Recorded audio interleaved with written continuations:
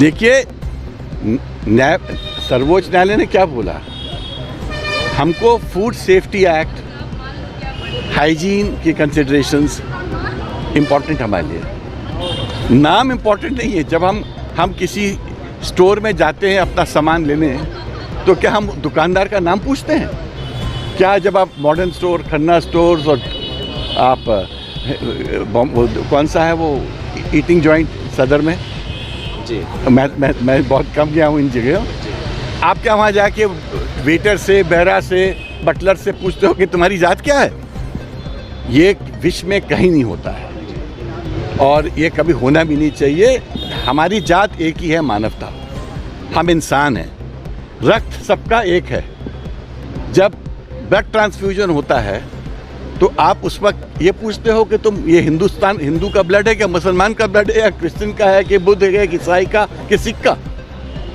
जब ब्लड लेने में आपको परहेज नहीं है तो खाना खरीदने में क्या परहेज है? और दूसरा, जो व्यक्ति अपना नाम वॉलंटरली लिखना चाहता है लिखे, उसमें किसको आपत्ति है?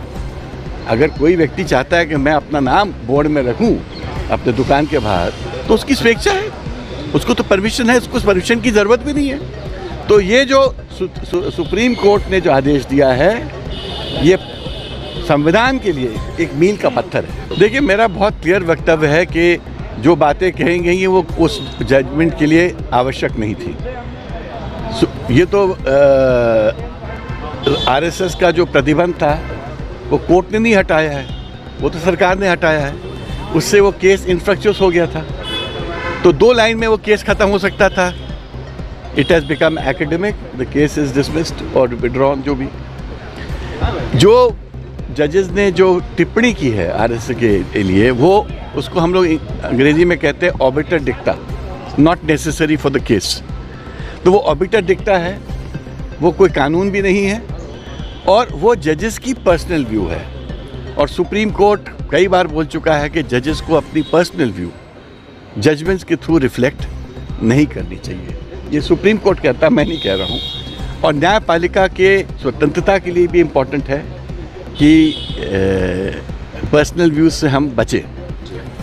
दूसरी बहुत जो मुख्य बात है, आरएसएस का जो विड्रॉ किया है गवर्नमेंट ने नोटिफिकेशन, अब आरएसएस पे एक दायित्व आ जाता है।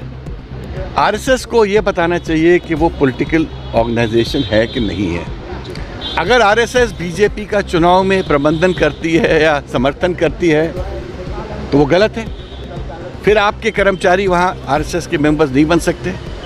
आरएसएस को ये एफिडेविट देना चाहिए या पब्लिक को बताना पड़ेगा उनको कि हम खाली कल्चरल हैं और हमको बीजेपी से कोई लेना देना नहीं है, नहीं तो ये झगड़ा बढ़ेगा।